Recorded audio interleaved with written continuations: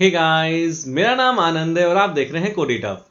आज के इस वीडियो में हम करने वाले हैं सीबीएसई का सैंपल पेपर जो 2024-25 बोर्ड्स के लिए है और इन्फॉर्मेटिक्स प्रैक्टिस का क्वेश्चन पेपर है। ये सैंपल पेपर क्वेश्चन और सीबीएसई का ऑफिशियल है। ठीक है, ठीक इसके पहले वाली वीडियो की अगर बात करें तो ठीक इसके पहले वाली वीडियो में हमने सेक्शन ए कर लिया था और इस पर्टिकुलर वीडियो में हम जो करने वाले हैं वो कौन सा सेक्शन, सेक्शन बी। और इस सेक्शन में टोटल कितने क्वेश्चन होने वाले हैं? क्वेश्चन टोटल 7 होंगे और जो कि एक क्वेश्चन 2 नंबर का है, इसका मतलब इस पूरे सेक्शन की वेटेज होती है टोटल कितने मार्क्स की? 14 मार्क्स की। तो चलिए स्टार्ट करते हैं।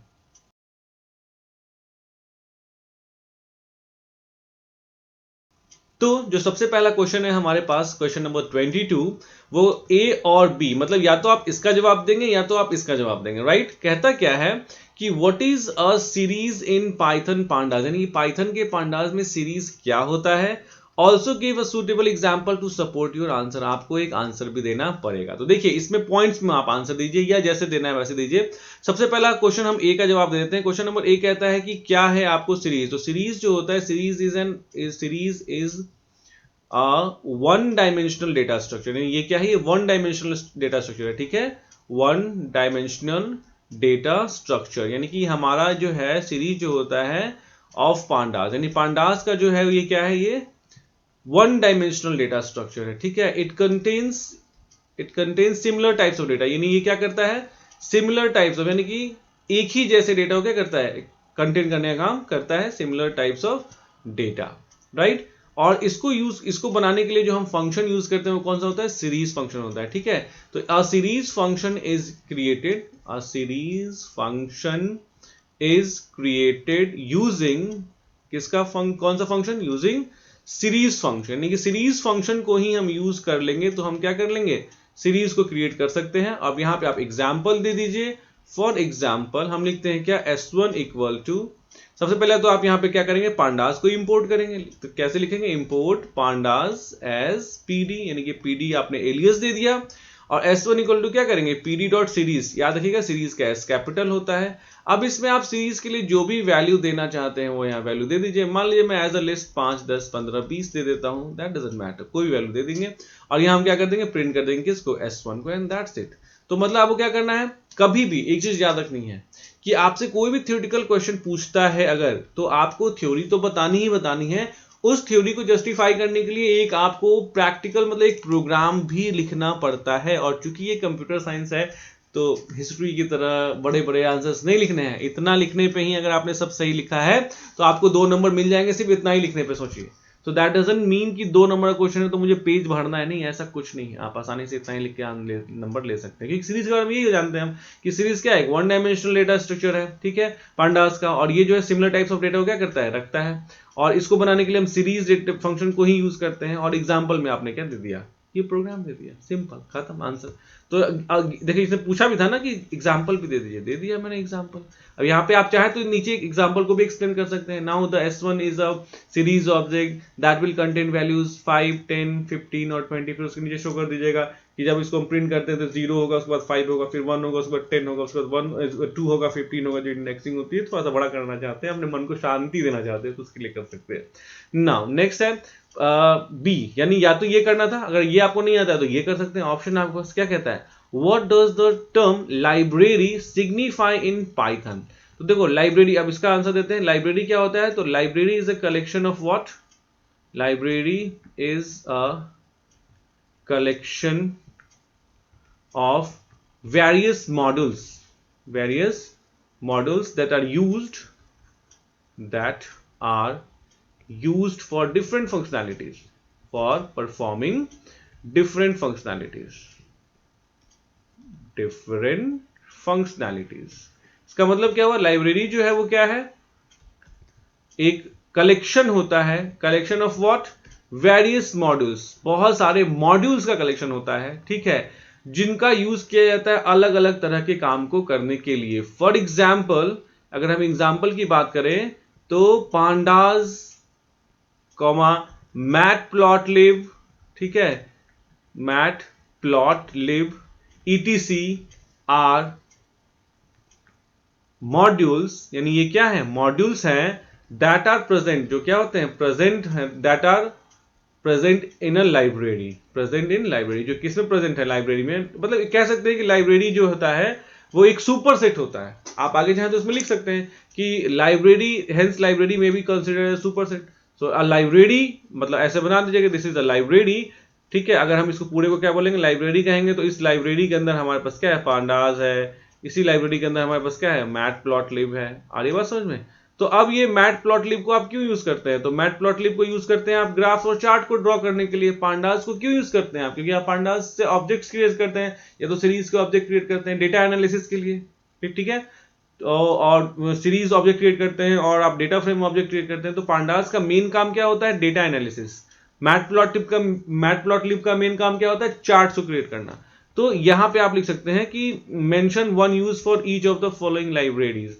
पांडास जो है वो लाइब्रेरी और मैटप्लॉटलिब लाइब्रेरी। देखिए अब यहां पे ना थोड़ा सा आप कंफ्यूज रहेगा कि मैंने बोला सर ये लाइब्रेरी के अंदर ये पांडास एक मॉड्यूल है, मैटप्लॉटलिब एक मॉड्यूल है। तो होता क्या है, लाइब्रेरी और मॉड्यूल्स, ये कभी कभी क्या होता है, दोनों एक ही मान लिया जाता है कि दोनों एक ही हैं, यानी दोनों को ही हम जो है, जैसे कि कभी कभी बोलते हैं पांडास जो है वो क्या है, मॉड्यूल है, मैटप्लॉटलिब क्या है, मॉड्यूल है। लेकिन कभी कभी कहा जाता है कि लाइब्रेरी एक सुपर सेट है, और ये कोई ऐसा नहीं कि टर्म एग्जिस्ट करता है, नहीं, एक लॉजिकल टर्म है। ठीक है, लाइब्रेरी बहुत सारी लाइब्रेरीज है, पांडास है, मैटप्लॉटलिब लाइब्रेरी। मतलब क्या होता है, लाइब्रेरी का एग्जांपल देखो, बुक्स है, बहुत सारे बुक्स वहां पे हैं, और इसलिए उसको लाइब्रेरी कहा जाता है। ठीक है, तो आप चाहे तो ये भी कह सकते हैं कि हाँ ये जो मैंने बताया ये भी करेक्ट है, लेकिन अगर कभी चाहे तो अल्टरनेटिवली भी दोनों को यूज कर सकते हैं कि लाइब्रेरी और मैटप्लॉटलिब।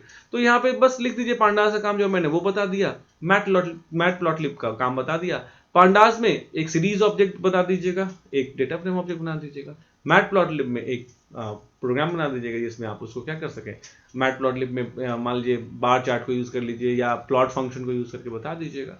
तो मतलब अगर आप कहेंगे सर बता दीजिएगा क्यों बोल रहे हो, बता ही दो। तो अगर बताना है तो चलिए ठीक है। मतलब क्या है कि आप ये कह दीजिएगा वहां पे, अगर मैं एक स्क्रीन शेयर करूंगा आपके साथ, सपोज कीजिए मैं व्हाइट स्क्रीन शेयर करता हूं, तो आप क्या करेंगे, पांडास में क्या लिखेंगे, आप पांडास में ये लिखेंगे, लाइब्रेरी का डेफिनेशन तो वहां हो चुका है। पांडास में क्या लिखेंगे कि it is use for what, it is used for data analysis, यानी इसका यूज किस लिए किया जाता है, डेटा एनालिसिस के लिए इसका यूज किया जाता है।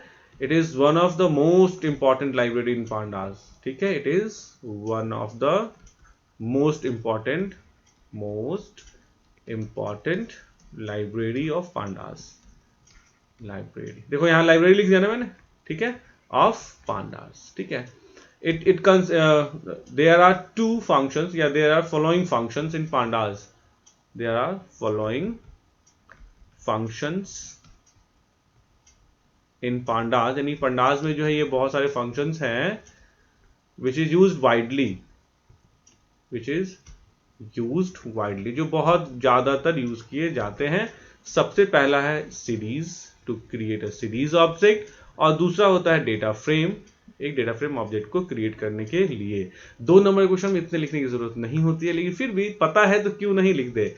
ठीक है, आप सीरीज के बारे में फिर से वही लिख दीजिएगा, इट इज वन डायमेंशनल, यानी ये क्या होता है, ये वन डायमेंशनल डेटा स्ट्रक्चर है। ठीक है, सिमिलर टाइप्स ऑफ डेटा का, यानी कि एक ही जैसा डेटा रहेगा। ठीक है, वैसे आप डेटा फ्रेम में क्या करेंगे, इट इज टू डायमेंशनल, यानी हम डेटा फ्रेम का यूज करके क्या कर सकते हैं, टू डायमेंशनल डेटा को क्रिएट कर सकते हैं, और इसमें हम डिफरेंट टाइप्स ऑफ डेटा को क्या कर सकते हैं, स्टोर कर सकते हैं। ये हो गया पांडास। दूसरा आप क्या लिख सकते हैं, दूसरा आप लिख सकते हैं मैटप्लॉटलिब के बारे में, मैटप्लॉटलिब लाइब्रेरी। ठीक है, ये क्या करता है, तो this library is used for, यानी इस लाइब्रेरी किस लिए यूज किया जाता है, this library is used for drawing chart and graphs, यानी क्या करते हैं हम चार्ट्स और ग्राफ्स को क्या करने के लिए, ड्रॉ करने के लिए हम क्या करते हैं, यूज करते हैं। ठीक है, अब there are many multiple functions for drawing, there are बहुत सारे फंक्शंस है ना, multiple functions for drawing what, for drawing charts and graphs, यानी चार्ट्स और ग्राफ्स को ड्रॉ करने के लिए हमारे पास बहुत सारे फंक्शंस हैं। ठीक है, जैसे पहला क्या है, प्लॉट फंक्शन है, ये क्या करता है, लाइन चार्ट को क्रिएट करता है, क्रिएट्स लाइन चार्ट। आप तो अपने भाषा में और इसको ब्रॉड करके लिखना चाहें, लेकिन अब ये हिस्ट्री होते जा रही है, इतना लिखते नहीं है। दूसरा बार चार्ट, बार ग्राफ को ड्रॉ करता है, हिस्ट फंक्शन हिस्टोग्राम को करता है, तीसरा में आप हिस्ट लिख सकते हैं, और यहाँ पे ईटीसी कर दीजिएगा। बहुत हो गया। अब एग्जामिनर सोचेगा कि इसका नंबर 2 दे या 3 दे दे, 2 में से, ठीक है। तो दिस वाज द एक्सप्लेनेशन इस पूरे क्वेश्चन का, ठीक है। आइए नेक्स्ट क्वेश्चन, क्वेश्चन नंबर 23 क्या कहता है। क्वेश्चन नंबर 23 क्या है, देखिए, what are intellectual property rights, IPR. देखो तो इसका आंसर देखिए क्या होगा, आंसर ये होगा एनी क्रिएशन, ठीक है, is done by an individual or an organization। यानी कोई भी जो आप काम करते हैं, कोई भी चीज क्रिएशन करते हैं, वो क्या होता है, क्रिएट किया जाता है किसके जरिए, किसी एक आदमी के जरिए या ऑर्गेनाइजेशन। तो यूजुअली ऑर्गेनाइजेशन में क्या होता है, मल्टीपल चीजें होते हैं, ठीक है। These are the unique creation, unique creation and the owner is and the creator is the owner। और जो उसको क्रिएट करता है वही क्या होता है, क्रिएटर इज द ओनर। देखो ये बिल्कुल मैं अपने शब्दों में लिख रहा हूं, कोई बुक की भाषा नहीं है इसमें। और जो क्रिएटर होता है वो क्या होता है, वही जो होता है उसका ओनर होता है। अब आईपीआर जो होता है ये एक राइट है। सो आईपीआर यानी कि आप यहां ब्रैकेट में लिखिए intellectual property right, intellectual property right, IPR जो है, ठीक है, is a kind of legal support to the creator, support for the creator लिख दे, फॉर द क्रिएटर। यानी ये क्या होता है, एक तरह से ये लीगल सपोर्ट होता है किसके लिए, फॉर द क्रिएटर, मतलब क्रिएटर के लिए। किस चीज से, क्रिएटर के लिए, तो जिसने उस क्रिएशन को बनाया। जैसे ये वीडियो मैंने बनाई है बच्चा, तो ये वीडियो मेरी क्रिएशन है, इस पे मेरा राइट है। तो इस वीडियो पे जो मेरा राइट है, उस राइट को कौन डिफाइन करता है, आईपीआर। तो the rights of a creation is defined by IPR. और ये इंपॉर्टेंट क्यों है, because it supports the creator, it supports legally the creator. मान लीजिए मतलब मैंने जो है वो एक वीडियो बनाई और बड़ी मेहनत से बनाई, और आप उसको अपने YouTube चैनल पर डाल देते हैं और कहते हैं मेरी वीडियो है, और उसपे जो व्यूज आते हैं, उससे जो पैसे आते हैं वो आपके जाल चले जाते हैं। तो फिर मुझे लगेगा ना, फिर मेरा क्या फायदा, मुझे क्या फायदा, मैं क्यों ही बनाऊं, क्यों ही मर मर के बनाऊं, जबकि मेरी वीडियो उठा के डाल देता है। मेरी बुक पे आप मेरा नाम मिटा के अपना नाम छपवा दीजिए, बोलिए मेरी बुक है मैं बेचूंगा। तो मैं क्यों बुक लिखूं इतना मेहनत कर करके, आ रही बात समझ में। तो दैट मीन्स अगर इंटेलेक्चुअल प्रॉपर्टी राइट हमारे पास नहीं है, तो हम किसी भी चीज पे अपनी ओनरशिप को क्लेम ही नहीं कर सकते हैं। और जब ओनरशिप क्लेम नहीं कर सकते हैं, तो फिर क्या फायदा है, कोई फायदा है। आप पैसे मर मर के कमाइए, घर खरीदिए, और उस घर में कोई और रह ले, आपको कोई लीगल सपोर्ट ही नहीं मिले कि हम उससे फाइट कर सके, हम ये बता सके मेरी चीज थी, तो ये कैसे यूज कर सकेगा। तो this is the importance of what. तो ये बेसिकली डिजिटल वर्ल्ड में ही यूज होता है। डिजिटल वर्ल्ड मतलब इंटरनेट की दुनिया या कंप्यूटर्स की दुनिया में ही क्या कहता है, यूज किया जाता है। So this is what intellectual property right. तो इसका सबसे इंपॉर्टेंट चीज यही है कि it suppose legally the creator. अगर आप कोई भी चीज जो किसी का राइट है, जो किसी का इंटेलेक्चुअल प्रॉपर्टी राइट है, आप बिना उसके परमिशन के उसको यूज नहीं कर सकते हैं, ठीक है।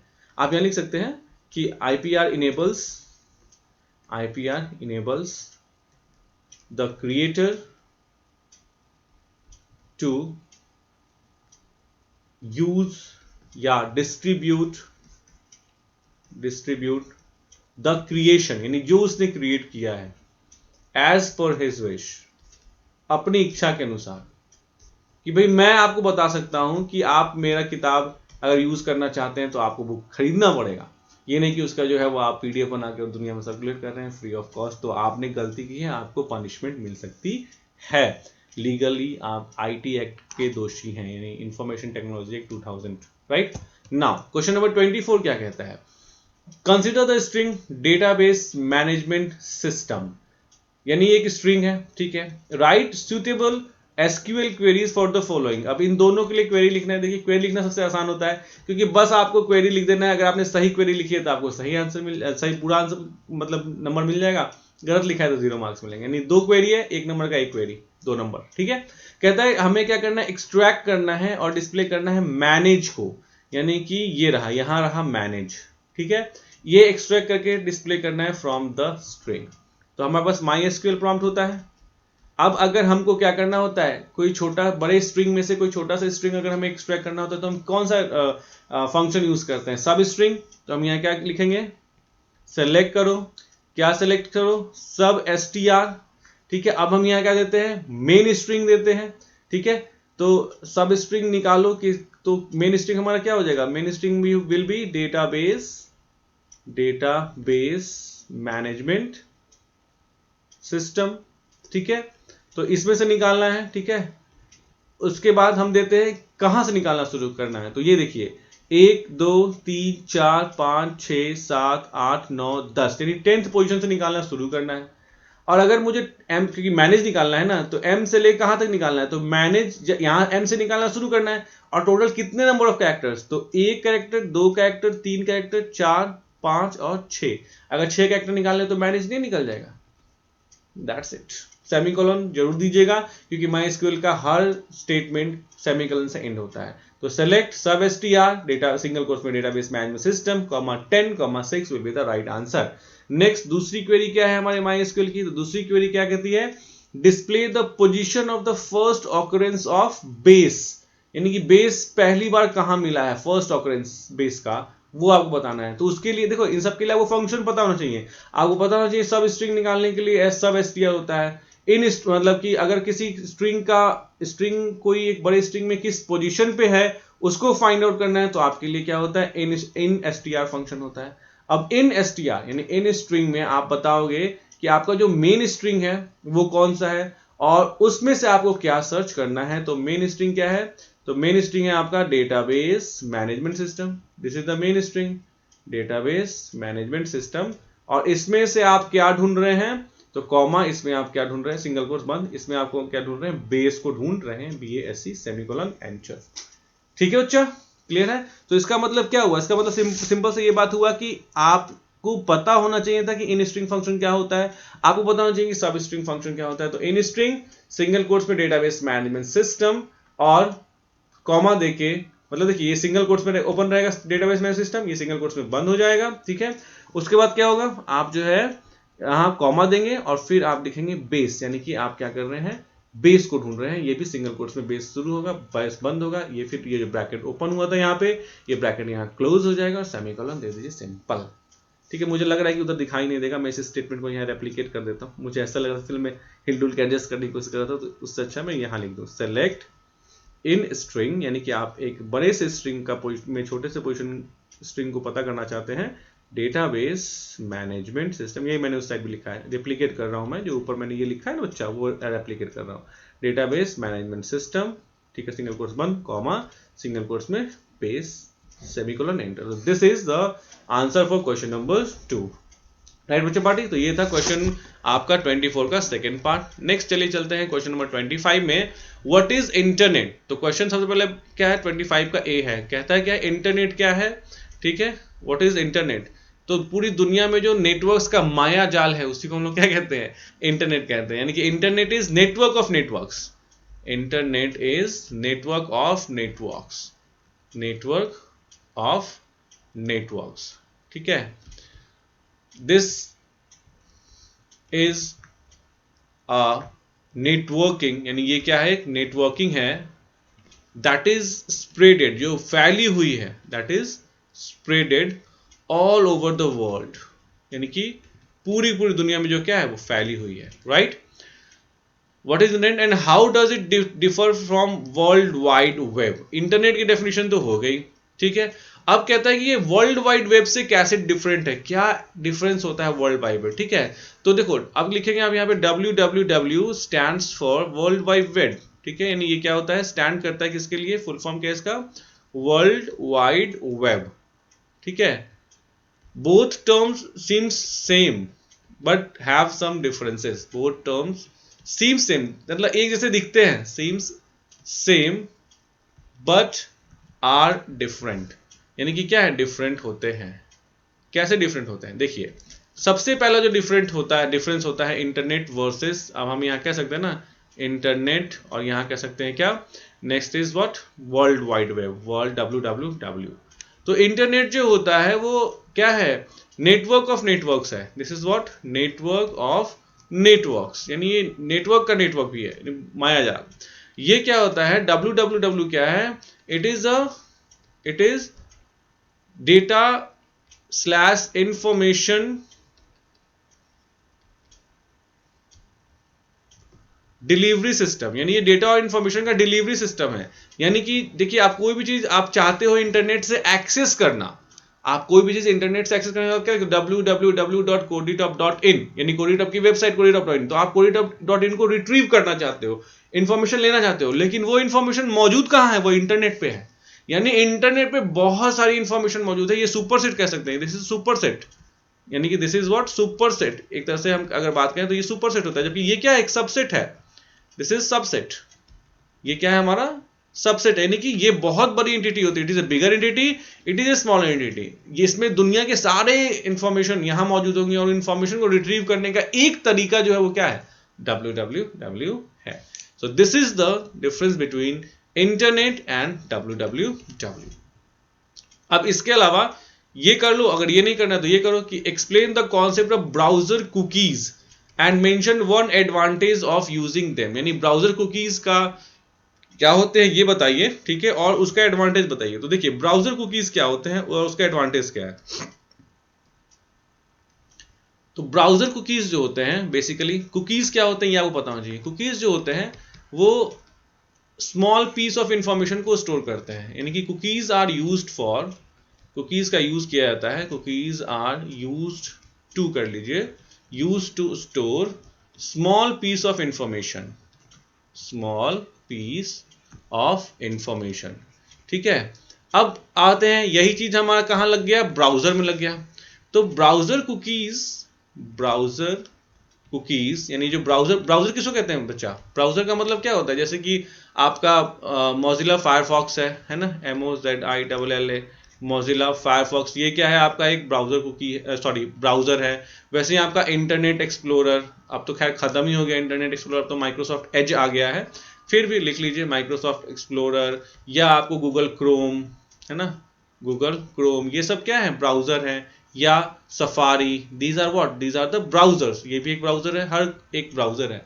तो क्या होता है, जो ब्राउजर के कुकीज होते हैं, ठीक है, सेव्स डेटा एंड इंफॉर्मेशन, यानी ये क्या करते हैं, डेटा और इंफॉर्मेशन क्या करते हैं, सेव करते हैं, ठीक है, दैट इंप्रूव्स, जो क्या करता है, इंप्रूव करता है, that improves the user experience, the user surfing experience, यानी जब हम सर्फ करने जाते हैं ना, तो उससे हमें क्या करता है, हमको फैसिलिटेट करता है। फैसिलिटेट करना मतलब क्या होता है, जैसे देखिए, आप जाते हैं ब्राउजर ओपन करते हैं, टाइप करते हैं www जैसे टाइप करते हैं, google.com पूरा लिखा हुआ जाता है, एंटर करते हैं, अपने आप खुल जाता है।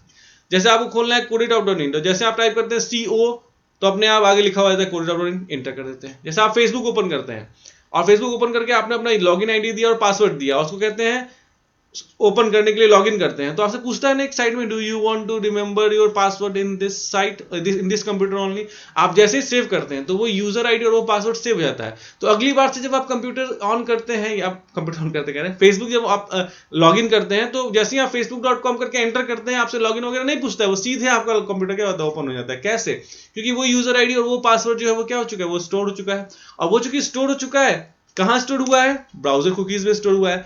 तो जैसे ही आप facebook.com करके एंटर करेंगे, वो सीधे आपको कहां लेके चला जाएगा, आपके पेज पे लेके चला जाएगा।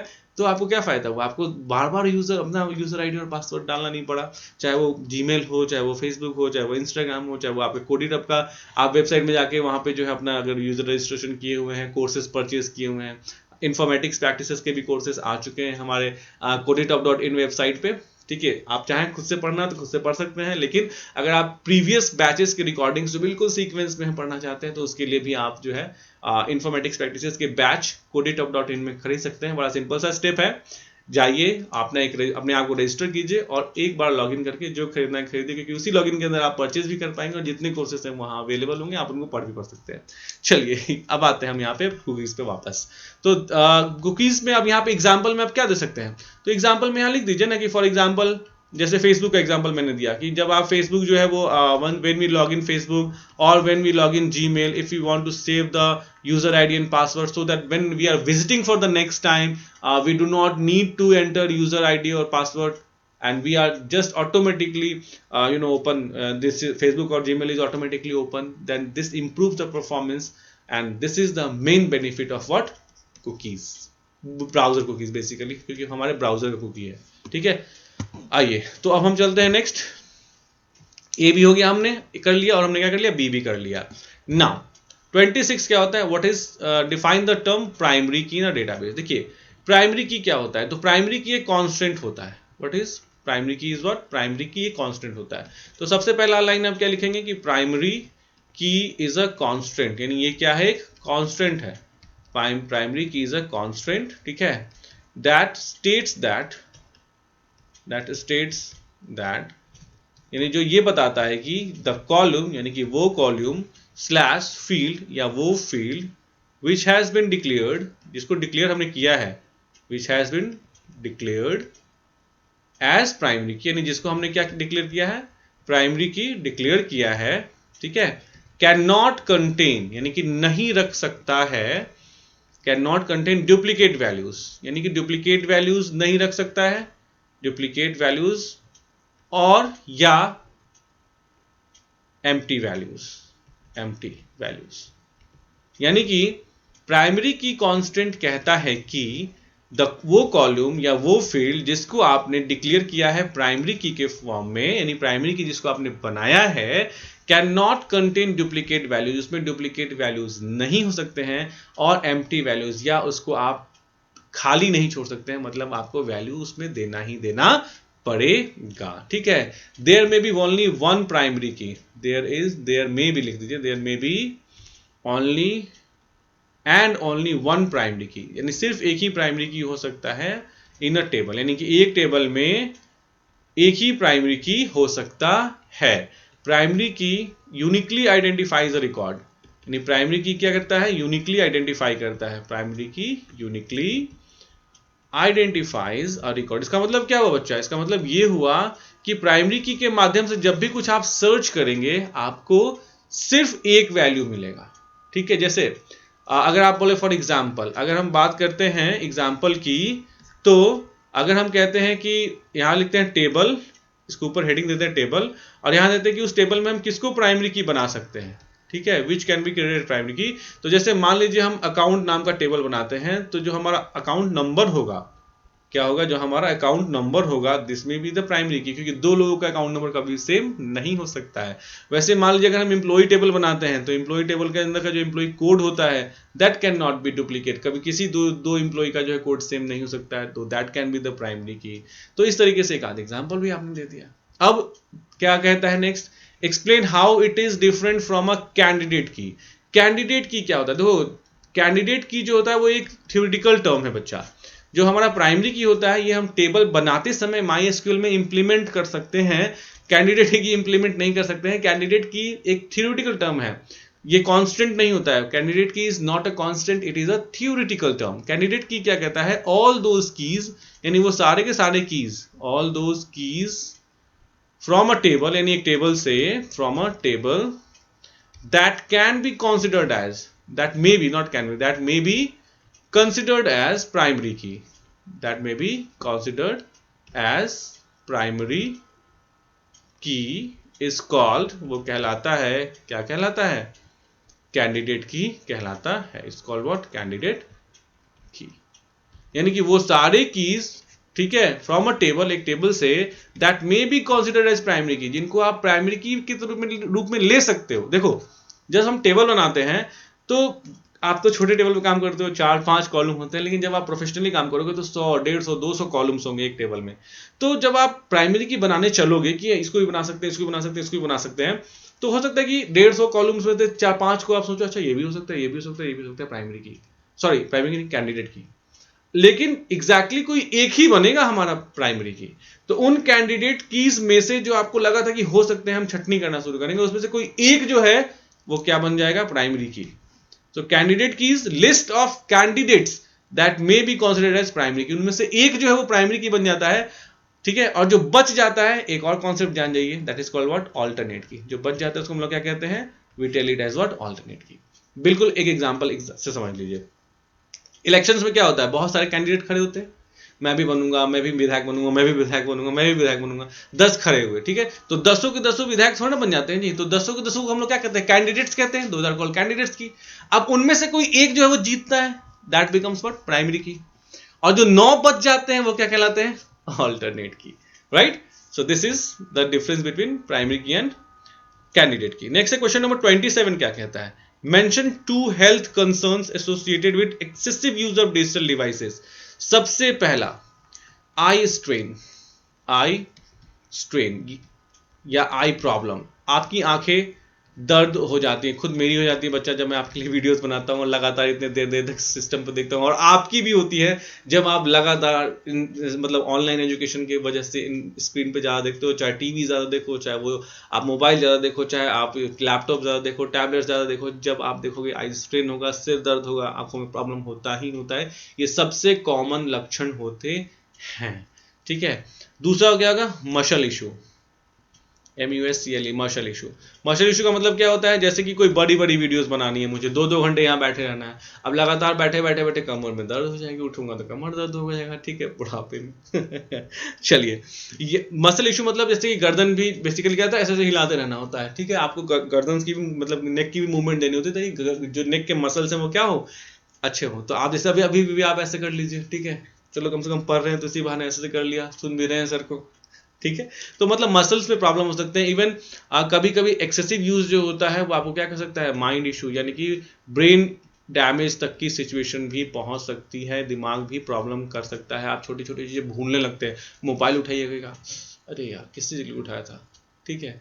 और अच्छा एक चीज आप बताइएगा, सबको एक कमेंट कीजिएगा जरूर, मुझे कमेंट करके बताइएगा आप में से कौन ऐसे हैं, ठीक है, जिनको आप ये नो कीजिए कमेंट, यस आई नो, तो आप में से कौन ऐसे हैं जिनको अपने 5 फैमिली मेंबर्स के मोबाइल नंबर याद है, कोई 5 फैमिली मेंबर्स आपके हैं जिनको आज इनका मोबाइल नंबर आपको याद है, मेंबरशिप लिखा हुआ है मेंबर्स, जरा देखूं मैं किसका दिमाग कितना है, आजकल हम लोग इतने निर्भर हो चुके हैं टेक्नोलॉजी पे बच्चा कि क्या ही बताएं। तो आप बस मुझे ये बताइएगा कमेंट करके कि आप में से कौन है जिसको 5 फैमिली मेंबर्स के अपने नंबर्स याद है, मोबाइल नंबर्स, ठीक है। चलिए, तो these are the issues. 27th question हो गया, आते हैं हम नेक्स्ट 28th क्वेश्चन पे, ठीक है। 28th क्वेश्चन क्या कहता है कि Sneha is writing a Python program to create a data frame, ठीक है, चलिए डेटा फ्रेम यूज कर रही है यूजिंग लिस्ट ऑफ डिक्शनरी को यूज कर रही है, however her code contains some mistake, चलिए ठीक है मान लिया, identify the errors and rewrite, तो आपको पूरा कोड दोबारा से लिखना होता है बच्चा, और अंडरलाइन करना होता है कि क्या क्या आपने किया। तो देखिए सबसे पहले लाइन में एरर क्या है, पांडास कभी भी कैपिटल नहीं होता है, स्मॉल होता है, तो आप बिल्कुल उसको लिखेंगे, सेम लाइन को ऐसे लिखेंगे इंपोर्ट, और सही करके क्या लिखेंगे, ऐसे पांडास सही लिखेंगे, और एज पीडी आपने ये लिख दिया, उसके बाद आप क्या करेंगे, उसको आपको अंडरलाइन करना है, तो मैं आपको दिखाने के लिए स्पेशली ये रेड से अंडरलाइन करता हूं कि ये रहा मेरा पांडास का पहला एरर। देखिए 2 नंबर का क्वेश्चन है ना बच्चा, 4 एरर मिलेगा ही मिलेगा, अगर आप 4 एरर नहीं ढूंढ पा रहे हैं इसका मतलब आप कहीं कुछ गलती कर रहे हैं। ये D1 क्या कहता है, D1 equal to name colon Rakshit comma age colon 25, बिल्कुल सही है, तो लेकिन फिर भी आपको इसको लिखना पड़ेगा, यानी पूरा कोड आपको फिर से दोबारा लिखना पड़ता है बच्चा, नेम, ठीक है, नेम में क्या दिया आपने, रक्षित दिया, RAKSHIT, और फिर कॉमा एज दिया, और एज में आपने क्या दिया, 25 दिया, ठीक है, क्लियर, ये बिल्कुल सही लाइन, इसमें कोई दिक्कत नहीं है। फिर D2 पे आते हैं, D2 equal to name single quotes में कोलोन पॉल कॉमा एज 30, ये भी सही है, तो चलिए क्या लिखते हैं हम, D2 इक्वल टू पहले क्या लिखेंगे, नेम में क्या दिया आपने, नेम में दिया पॉल, ठीक है, PAUL, और फिर एज में आपने क्या दिया, तो एज में आपने दिया 30, राइट, ये हो गया। फिर हम देते हैं D3 इक्वल में क्या देते हैं आप, नेम, देखिए आयशा में देखिए क्या हुआ, आयशा में यहाँ सिंगल कोट्स दिया है, यहाँ डबल कोट्स दिया है, ये एरर मिल गया, तो हम यहाँ क्या लिखेंगे, नेम, ठीक है, कोलोन, और आयशा में हम सिंगल कोट्स देंगे, और यहां सिंगल कोट्स बंद करेंगे, ठीक है, कॉमा एज में हमने क्या दिया, एज में हमने दिया 28। अब हम इसको शो करेंगे कि ये एरर था, तो आप अपने एग्जाम में या तो पेन से अंडरलाइन कीजिएगा, स्केल लेके जाइएगा और स्केल और पेन से अंडरलाइन कीजिएगा, ताकि अच्छे से आप कर सके, यहाँ पे आप इसको अंडरलाइन कर दीजिएगा ताकि आपने आयशा को सुधारा है, ठीक है। नाउ अब हम आगे बढ़ते हैं, उसके बाद ये भी हो गया, डेटा इक्वल टू, अब यहाँ देखिए, यहाँ ये ओपन किया और ये यहाँ ये क्लोज किया, ऐसे कैसे हो सकता है भैया, तो डेटा को क्लब करना है। अगर लिस्ट ऑफ डिक्शनरी बनाना है तो लिस्ट से शुरू हुआ है, स्क्वायर ब्रैकेट से तो स्क्वायर ब्रैकेट से तो बंद होगा, D2 कॉमा क्या होगा D3, और ये यहाँ पे क्लोजिंग किया आपने। अब आप क्या करेंगे, यहाँ पे इसको अंडरलाइन कर देंगे, इसको स्पेशली अंडरलाइन कर देंगे, ठीक है। नेक्स्ट अगर हम आगे बढ़ते हैं तो नेक्स्ट आपको क्या करना है, डेटा का DF में यहाँ क्या करते हैं, DF equal to PD dot data frame. यहाँ पे भी ये गलत है, देखिए डेटा फ्रेम में डेटा का D भी कैपिटल होता है और फ्रेम का F भी कैपिटल होता है, तो आप क्या लिखेंगे, डेटा FRAME और इन ब्रैकेट डेटा, ठीक है। तो यहाँ पे फिर गलती क्या हुआ, डेटा फ्रेम में आपने F को कैपिटल किया, तो F को यहाँ पे चाहे तो आप अंडरलाइन कर सकते हैं ताकि पता चल जाए कि हमने क्या चेंजेस किया है।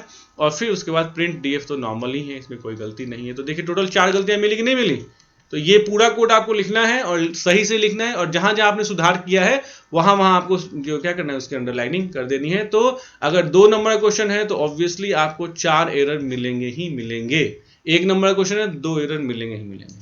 तो ये कर लीजिए A या ये कर लीजिए B, complete the given Python code to get the required output, ignore the data type attribute. चलिए ठीक है, ये आउटपुट हमको चाहिए, ये कोड हमने लिखा है। तो भैया सबसे पहली बात, अगर किसी को ये नहीं पता है कि यहाँ पांडास होता है तो मतलब आपको शीर्षासन करने की जरूरत है, ठीक है। शीर्षासन कीजिए, सर में खून आएगा, दिमाग तेज होगा, है ना। ये कम से कम जिसने इन्फॉर्मेटिक्स प्रैक्टिसेस का कुछ भी पढ़ा है ना, तो उसको तो पता होगा कि इंपोर्ट पांडास PD। और चूंकि ये भी 2 नंबर का है बच्चा, 2 मार्क्स का है, तो आपको 4 फिल इन द ब्लैंक्स देगा। देखिए 1 2 3 4 दिया हुआ। Data equal to Chennai. अब देखिए इसमें ना अगर आपने कुछ नहीं पढ़ा है, कॉमन सेंस भी है आपके पास, आपने पांडास बिल्कुल नहीं पढ़ा है, कॉमन सेंस है तो भी बना सकते हैं। क्यों, आप कहते हैं डेटा इक्वल टू चेन्नई और यहाँ इम्फाल, तो भैया जब यहाँ चेन्नई दे दिया है आपने, यहाँ इम्फाल दे दिया आपने, बचता कौन है, लखनऊ भी सिंगल कोर्स भी देखिए कितना अच्छा है, एग्जामिनर सिंगल कोर्स भी दे दिया है। तो यहाँ पे अगर आपको ये नहीं पता है कि लखनऊ लिखना है तो आप सोचिए कि आपको नहीं पता था ना कि डेटा फ्रेम वगैरह क्या होता है, तो कॉमन सेंस से पढ़िए। फिर यहाँ पे देखिए इंडेक्स में आपने दे दिया तमिलनाडु, उत्तर प्रदेश, मणिपुर। आप कहते हैं एस पीरियड ऑफ सीरीज, तो एक वेरिएबल आपने यहाँ दे दिया है इंडेक्स, तो दूसरा पहला वाला वेरिएबल क्या होगा, डेटा ही होगा ना, तो यहाँ डेटा डाल देंगे, ठीक है। कॉमन सेंस, मैं तो बता ही नहीं रहा कि क्या तरीका है। उस बाद प्रिंट करना है, तो भैया जो बनाया वही प्रिंट करेंगे ना, तो प्रिंट क्या हो जाएगा, एस हो जाएगा। ठीक, कुछ ज्यादा ही एस स्टैंडर्ड हो गया, तो ऐसे इसको ठीक कर दीजिए, प्रिंट व्हाट, एस। गॉट बच्चा। तो यही 4 वर्ड लिखने के लिए आपको 2 नंबर मिलेंगे। So this is the benefit of computer science, right, informatics practices. तो ये था आपका 28th क्वेश्चन। ओके, तो हमारा सेक्शन भी यहाँ पे क्या होता है, फिनिश होता है, और सेक्शन C ऐसे ही नेक्स्ट वीडियो में आपको मिलेगा। तो आई होप आपको ये वीडियो, ये एक्सप्लेनेशन पसंद आई होगी। अगर आई है तो please please please like, subscribe और शेयर जरूर कीजिएगा। Thanks for watching video, thanks.